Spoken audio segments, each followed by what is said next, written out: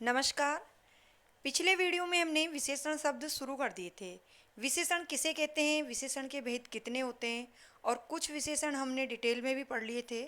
अब आगे के हम आज के वीडियो में देखते हैं सार्वनामिक विशेषण और व्यक्तिवाचक विशेषण और उसके अतिरिक्त विशेषण की मूलावस्था, जो विशेषण की अवस्थाएं होती है, मूल अवस्था, उत्तम अवस्था, इस प्रकार से जो तीन अवस्थाएं होती है उनको भी पढ़ेंगे।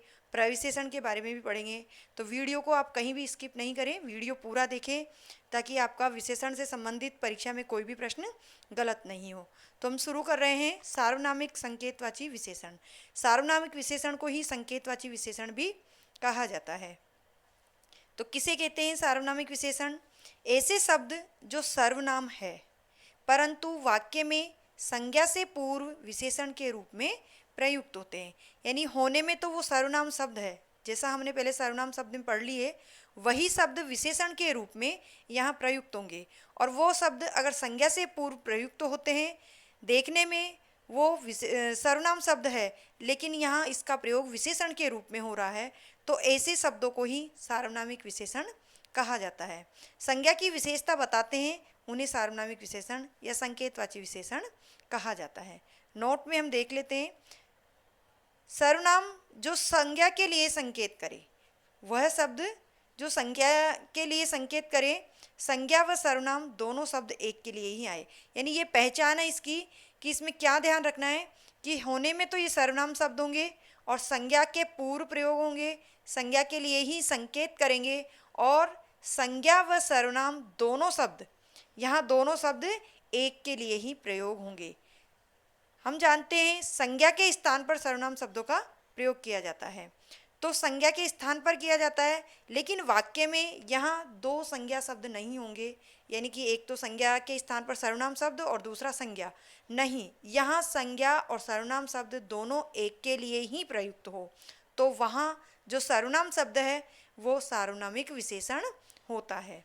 जैसे वह दरवाज़ा अच्छी लकड़ी का बना है, वह दरवाज़ा, तो यहाँ दरवाज़ा शब्द संज्ञा शब्द है और वह शब्द सर्वनाम शब्द है। देखने में यहाँ दो शब्द है लेकिन प्रयोग इस वाक्य में एक के लिए ही हो रहा है। दरवाजे के लिए ही वह शब्द प्रयोग हो रहा है और दरवाज़ा स्वयं में संज्ञा शब्द है। तो वह दरवाज़ा अच्छी लकड़ी का बना है, यहाँ जो वह शब्द है वह सार्वनामिक विशेषण है। वह सर्वनाम, संज्ञा दरवाजे के लिए और दोनों एक के लिए, जैसा कि बताया गया। अगला उदाहरण देखते हैं, यह पेड़ आम का है, यह पेड़, यह पेड़ आम का है, तो जो पेड़ है वो आम का है और यह शब्द भी आम के पेड़ के लिए ही प्रयुक्त हुआ है। वह पेड़ पर बैठा है, तो यहाँ हम देखेंगे वह पेड़ पर बैठा है यानी पक्षी के लिए है। पेड़ पर कौन बैठता है? पक्षी बैठते हैं, तो वह बैठने वाला यहाँ पक्षी है तो उसी के लिए प्रयोग हो रहा है, बैठने के लिए प्रयोग हो रहा है, यहाँ क्रिया के लिए है। संज्ञा से पहले सर्वनाम अन्य किसी संज्ञा के लिए प्रयोग हो तो सर्वनाम शब्द होता है। अब ध्यान क्या रखना है, हमने जाना सर्वनाम शब्द विशेषण कहाँ होता है। अब हम देख लेते हैं, संज्ञा से पहले सर्वनाम शब्द अन्य संज्ञा के लिए प्रयुक्त हो। अगर संज्ञा के लिए ही सर्वनाम शब्द प्रयोग हो रहा है तो वहाँ विशेषण होगा, लेकिन अगर अन्य किसी संज्ञा के लिए प्रयोग हो तो वह सर्वनाम शब्द होगा। इस अंतर को हमें ध्यान रखना है, जब भी हम पहचान पाएंगे कि ये सार्वनामिक विशेषण है या सर्वनाम शब्द है। क्योंकि जो सार्वनामिक विशेषण है वह जो सर्वनाम शब्द होगा वही सार्वनामिक विशेषण होगा, लेकिन वाक्य में प्रयोग के आधार पर हम इसको पहचान सकते हैं। निश्चित संकेतवाचक, तो निश्चित संकेतवाचक जो सर्वनाम होते हैं यह, वह, ये, वे होते हैं और इनका प्रयोग हम विशेषण में देखते हैं। वह साड़ी हरी है, तो साड़ी के लिए प्रयुक्त हुआ है वह शब्द, तो सार्वनामिक विशेषण है। वे पक्षी दाना चुग रहे हैं, पक्षी के लिए वे प्रयोग हुआ है, अन्य संज्ञा के लिए नहीं हुआ है, इसलिए यहाँ सर्वनाम नहीं होकर के ये सार्वनामिक विशेषण है। अब हम अनिश्चित सार्वनामिक विशेषण देख लेते हैं। अनिश्चित वाचक सार्वनामिक विशेषण में कुछ चीज़ें खाने को दो, कुछ चीज़ खाने को दो, तो चीज़ें जो खाने की है उनके लिए ही कुछ शब्द आया है। यहाँ कुछ यानी निश्चित किसी शब्द का नाम लेके नहीं कहा है कि ये वाली चीज़ हमें खाने को दो, कुछ चीज़ें दो, कुछ भी हो, खाने की चीज़ हो, तो अनिश्चित है। इसी प्रकार प्रश्नवाचक सार्वनामिक विशेषण, तो वह यहाँ जो सर्वनाम शब्द होगा वह प्रश्नवाचक होगा। कौन आदमी पार्टी से गया, आदमी संज्ञा शब्द है और यहाँ इसी आदमी के लिए पूछा जा रहा है कौन आदमी, यानी एक के लिए ही प्रयुक्त हुआ है, तो कौन सर्वनाम शब्द भी यहाँ क्या है, सार्वनामिक विशेषण।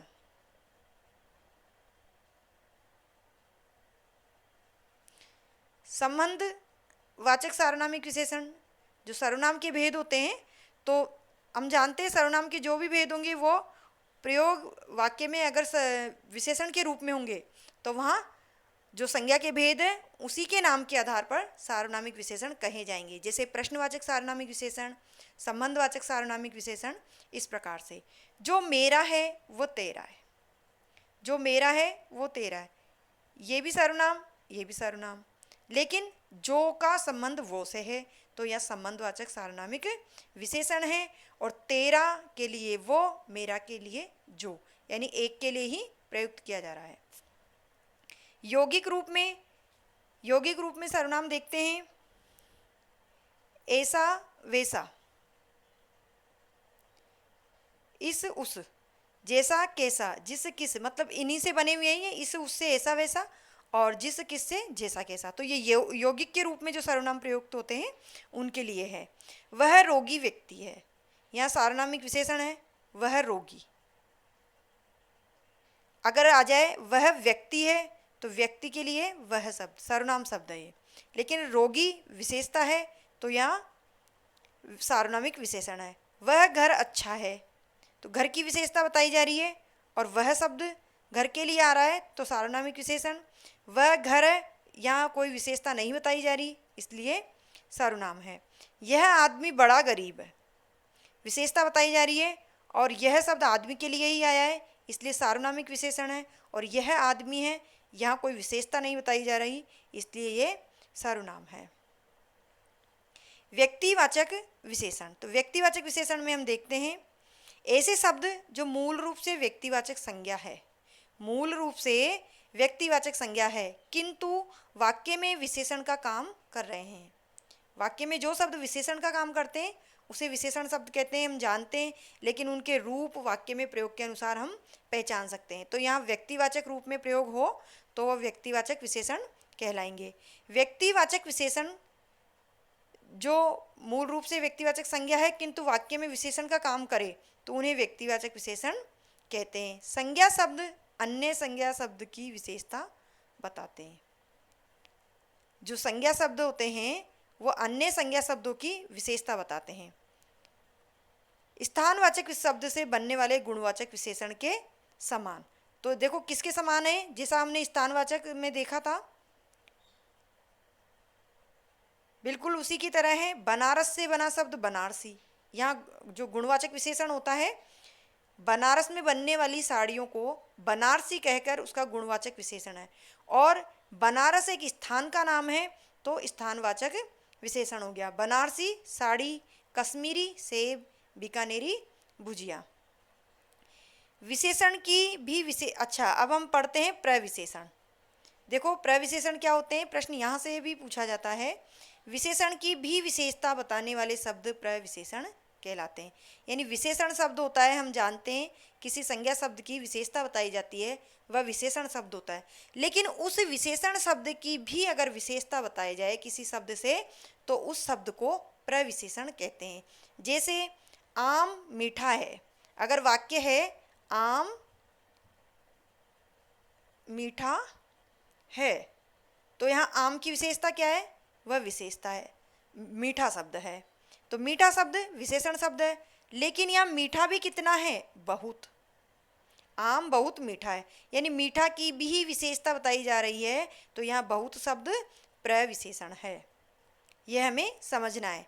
बगीचा बहुत बड़ा है तो बगीचे की विशेषता क्या है, बड़ा है, लेकिन उस बड़े बगीचे की भी विशेषता बताई जा रही है बहुत शब्द से तो ये बहुत शब्द प्रविशेषण है।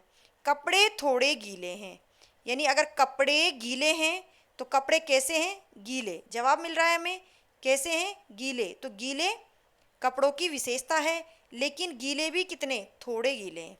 अगर थोड़े गीले हैं यानी गीले शब्द की भी विशेषता थोड़े शब्द से बताई जा रही है, तो यहाँ थोड़े शब्द प्रविशेषण है। देखो नीचे बताया गया है विशेषण शब्द कौन से हैं और प्रविशेषण। तो विशेषण शब्द मीठा, बड़ा और गीला है, और इनकी भी विशेषता किन शब्दों से बताई जा रही है, बहुत, बहुत और थोड़े, तो ये प्रविशेषण है। अब हम तुलनात्मक रूप में देखते हैं विशेषण की जो तुलनात्मक अवस्था होती है, जैसे इंग्लिश में डिग्रीज होती है। मूलावस्था, ऐसे विशेषण शब्द जिनकी अन्य संज्ञा या सर्वनाम से कोई तुलना नहीं हो। जो शब्द अपनी मूल अवस्था में हो उसे मूलावस्था माना जाएगा। विशेषण की मूलावस्था में कोई तुलनात्मक शब्द जिसमें नहीं हो उसके समान। आगे देखते हैं, विशेषण शब्द मूल रूप में कोई उपसर्ग प्रत्यय नहीं, जिसमें कोई उपसर्ग भी नहीं लगा हो, कोई प्रत्यय भी नहीं लगा हो, शब्द अपने मूल रूप में हो, वह विशेषण की मूलावस्था या शब्द की मूलावस्था मानी जाएगी। मूल अवस्था यानी मूल रूप में, और उसके जो मेन मुख्य जो शब्द है जिसमें कोई तोड़ जोड़ कुछ भी नहीं है, वह मूल शब्द होता है। राम होशियार है, जैसे यहाँ राम शब्द है या होशियार शब्द है, इसमें कोई उपसर्ग प्रत्यय या कोई संधि शब्द कुछ नहीं लगाया गया है। राधा चालाक है, श्रेष्ठ, उच्च, लघु आदि शब्द। अब आगे देखते हैं इनकी अवस्थाओं को समझने के लिए। उत्तरावस्था, जो दूसरी अवस्था होती है विशेषण की, वह होती है उत्तरावस्था। दो संज्ञा या सर्वनाम शब्दों में, दो संज्ञा या सर्वनाम शब्दों में तुलना विशेषण की उत्तरावस्था कहलाती है। हमें यहाँ ध्यान देना है, उत्तरावस्था में दो शब्दों में तुलना होगी। शब्दों में तुलना होगी दो में, चाहे वो संज्ञा शब्द हो चाहे वो सर्वनाम शब्द हो। जहाँ दो शब्दों में तुलना होगी वहाँ विशेषण की उत्तरावस्था कहलाती है। मूल विशेषण शब्द से ठीक पहले जब उत्तरावस्था बनाते हैं उस शब्द की, या उत्तरावस्था में जो शब्द मिलता है, तो उसकी पहचान है जो मूल विशेषण शब्द है, मूल शब्द है, उसके पहले से का प्रयोग किया जाएगा। उससे, अच्छा, या जो भी है, अभी उदाहरण से समझेंगे इनको। और विशेषण शब्द से के साथ तर प्रत्यय का प्रयोग होगा, यानी मूल शब्द में कोई प्रत्यय नहीं, लेकिन जो उत्तरावस्था है वो मूलावस्था में जो शब्द है उसके पीछे या तो तर का प्रयोग होगा या शब्द से पहले से का प्रयोग होगा, तो वो होगी उत्तरावस्था। जैसे मूल शब्द देखा हमने श्रेष्ठ, श्रेष्ठ, तो उसके पीछे लगा दिया तर प्रत्यय, तो ये श्रेष्ठतर शब्द की उत्तरा अवस्था है, विशेषण की उत्तरा अवस्था है। या फिर अगर कोई शब्द दिया हुआ है तो उससे श्रेष्ठ तर नहीं लगा के से लगा दें, अगर शब्द के पहले, श्रेष्ठ के पहले से लगा दें, तो वह उत्तरावस्था में होगा। इसी प्रकार उत्तमावस्था देखते हैं, वह विशेषण शब्द जिसकी सबसे तुलना की जाए। देखो वहाँ दो में तुलना थी, यहाँ सब में तुलना है, ये ध्यान रखना है। जो उत्तम अवस्था है, सबसे उत्तम, उसमें सबसे तुलना की जाएगी, तो वह उत्तम अवस्था होगी, यानी सबसे श्रेष्ठ। विशेषण शब्द से ठीक पहले सबसे शब्द का प्रयोग होगा, सबसे उच्च, सबसे श्रेष्ठ। वहाँ केवल से का प्रयोग था शब्द से पहले, उत्तम अवस्था में सबसे शब्द का प्रयोग होगा। और मूल विशेषण शब्द के साथ तम का प्रयोग होगा, तम प्रत्यय का प्रयोग होगा, जबकि उत्तम अवस्था में तर प्रत्यय का प्रयोग था, तर प्रत्यय का प्रयोग, उत्तम अवस्था में तम प्रत्यय का प्रयोग। इस प्रकार से मूल शब्द, उत्तमावस्था और उत्तरावस्था। आगे देखते हैं हम तीनों को, मूलावस्था, उत्तरावस्था, उत्तमावस्था। तो जो मूल रूप में होंगे वो मूलावस्था में होंगे, कोई तुलना नहीं होगी। और जैसे हम देख लेंगे, निम्न से निम्न, सबसे निम्न, इस प्रकार से। और इनकी पहचान है, मूलावस्था में मूलावस्था, उत्तरावस्था और उत्तमावस्था, तीनों को हम देखते हैं। मूल रूप में शब्द होंगे, उत्तरावस्था में या तो से का प्रयोग शब्द से पहले या तर प्रत्यय का प्रयोग। इसी प्रकार उत्तमावस्था में जो शब्द है उसके पहले सबसे शब्द का प्रयोग या तम प्रत्यय का प्रयोग। ये हमें ध्यान रखना है, तभी हम इनमें अंतर समझ पाएंगे। तीसरी बात, कोई तुलना नहीं होगी शब्द में। और यहाँ उत्तरावस्था में दो में तुलना होगी, जबकि उत्तमावस्था में सबसे तुलना होगी। अब हम कुछ शब्द देख लेते हैं जिससे हमें समझ में आ जाएगा। निम्न मूल शब्द है। उत्तरावस्था और उत्तमावस्था देखते हैं। उत्तरावस्था में से निम्न और उत्तमावस्था में सबसे निम्न। लघु शब्द है मूल, उसमें अगर प्रत्यय लगाकर देखें तो लघुतर और लघुतम उत्तमावस्था में। इसी प्रकार चालाक मूल रूप में शब्द है। उत्तरावस्था में से चालाक और उत्तमावस्था में सबसे चालाक।